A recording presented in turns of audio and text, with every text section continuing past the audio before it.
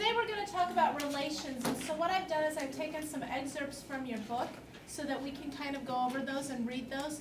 And so the first thing we're going to talk about is what's known as a coordinate system or coordinate plane. Basically, a coordinate system is this, what you see, it's a graph. Okay, remember our horizontal is x, our vertical is y.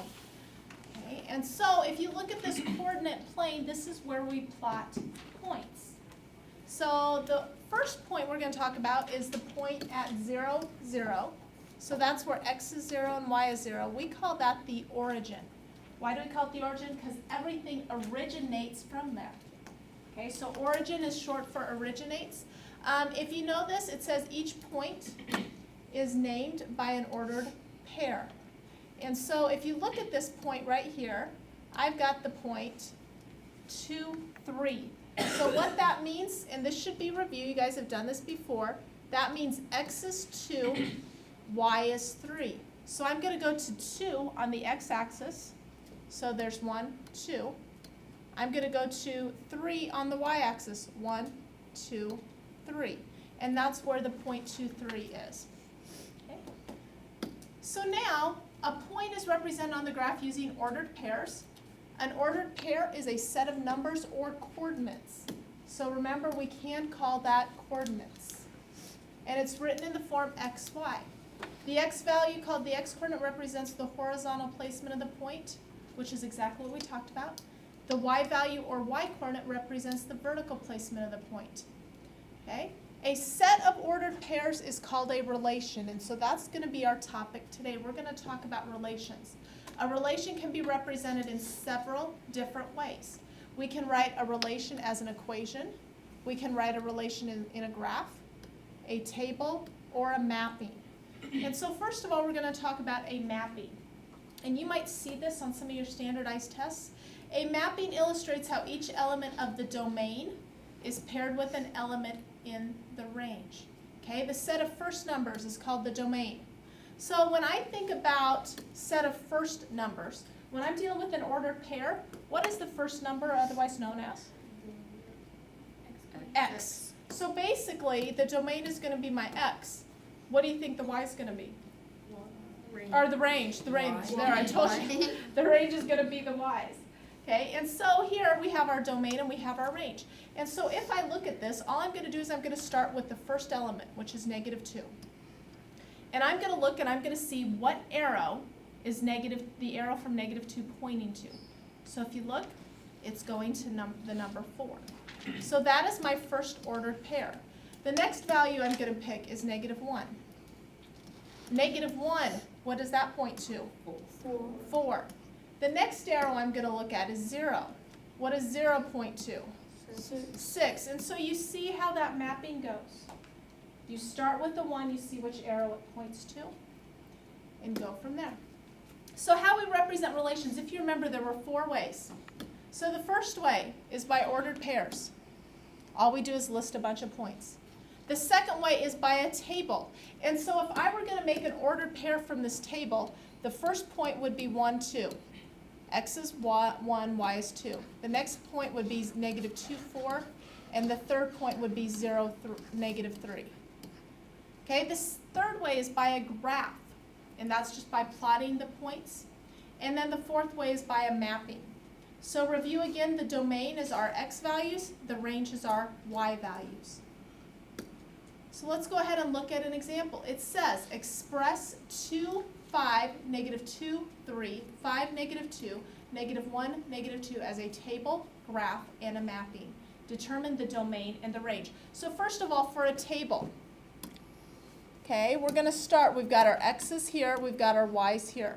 Basically, this table, you can do a T-chart. You don't have to necessarily do a box around the whole thing.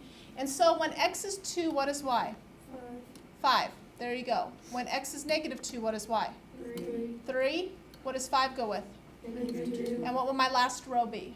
-1, -2. There you go. There is your table.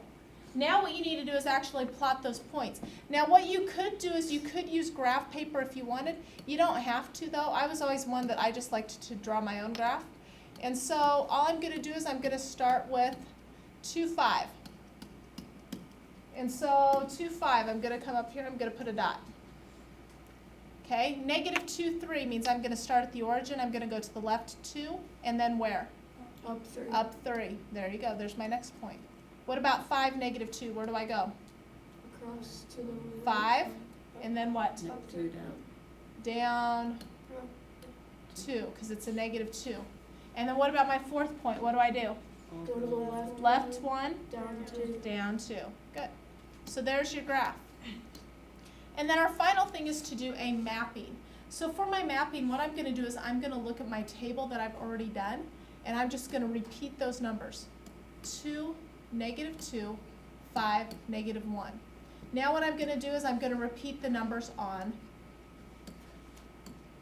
the right side. So basically, if you see, I've duplicated the table. Okay, put the x's, put the y's. Now all I need to do is then draw the arrows. So I know 2 goes to 5. I know negative 2 goes to 3. I know 5 goes to negative 2. Uh-oh. I see I've got 2 negative 2s. So you know what? I'm going to remove that. And I'm just going to go ahead and have the 1. Okay. So don't write a number twice. And then last but not least, I've got to determine the domain. So the domain, remember, was the set of what values? X's. So I'm going to use this little set notation. So I'm going to make a little squiggle. And then I'm going to write the x's. So 2, negative 2, 5, negative 1. Now, do you have to put them in numerical order? No. Okay, you can just go ahead and list them. Okay, when you get older, eventually I'll have you put them in numerical order, but you don't have to this time. My range, I'm going to start with a little squiggle line there. My range will be 5, 3, negative 2. Now, do I need to list that twice? Absolutely not. No. And there you go. That's it. So this would be what you would do for that problem. Okay, think you can handle that, or do we need to look at another one? Are you good? Yes. So now, very last thing we're going to talk about is the independent variable and the dependent variable. Basically, when you think of the word independent and dependent, independent means you stand alone. Dependent means you need to depend on somebody. So example, I'm an independent person. I don't rely on anybody else for my support. You guys, on the other hand, are a dependent. Okay, you're dependent on your parents, your guardians for food, clothes, all that good stuff. Okay, and so what we're going to do here is, if you look at this example, it says identify the independent and dependent variables for each relation. So let's talk about this dance, especially since we just had homecoming. The dance committee is selling tickets to the fall ball. The more tickets they sell, the greater the amount of money they can spend for decorations. Okay. So what would be something that's independent in that problem, or something that's dependent? Yeah. The dependent would be the tickets to the decorations. Yeah. The independent, if you think about it, is how many tickets you sell.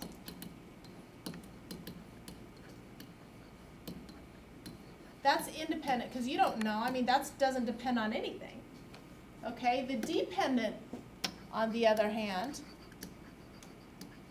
what is something that depends on something else here? Decorations. Decorations. Now, this is key, the amount of money you can spend for decorations. So something that's dependent, money spent on decorations.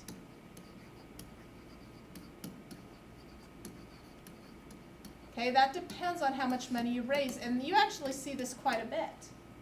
Okay, when we were doing fundraising for different sports, okay, depending on how much you would have to pay, like your band trip, how much money you raise will determine how much money you pay in the end.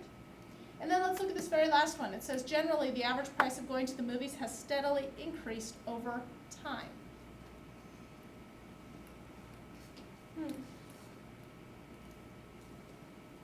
Ideas? Independent would be the time.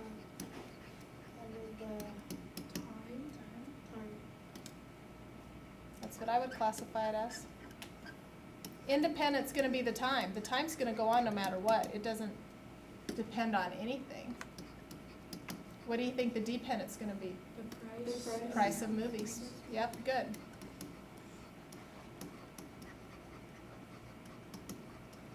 Good job. Okay. All right, questions?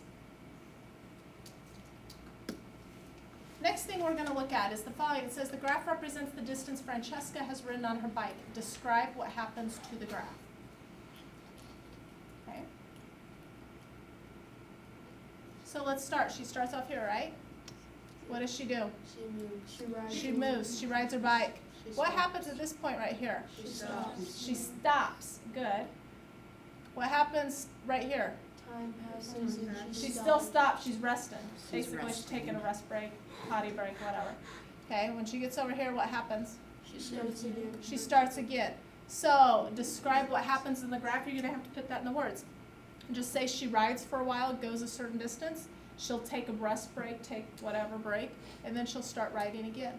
So let's go ahead and look at this next one because this is actually something that happens as well. So we start, we're going to school. What happens now? She drives. Yeah, you're going a pretty big clip because if you think about that, look at how fast you've moved up your distance and you haven't went very far time. What happens here? Stops. So what would you think would happen Stop there? sign. Stop sign, stop sign, or maybe a stoplight because if you're in a bigger city. What would be right here? Speed limit. Yep, going up, so you're eventually, another stoplight, good call, and then here, you're increasing. So that would probably be somebody going to school in the city. This would indicate, probably not us, okay, because when you think about it, we're usually on the highway generally going. We don't do a lot of slowing down.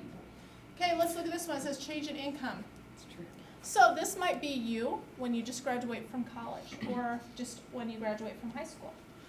What happens now?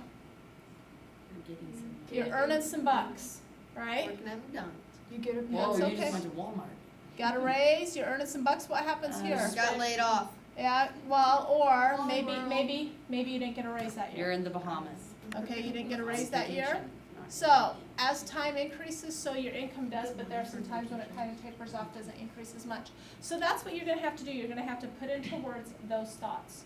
Okay, questions? So it's just thoughts instead Yep. of like, oh, they stopped. Yep, so put into words exactly what we said.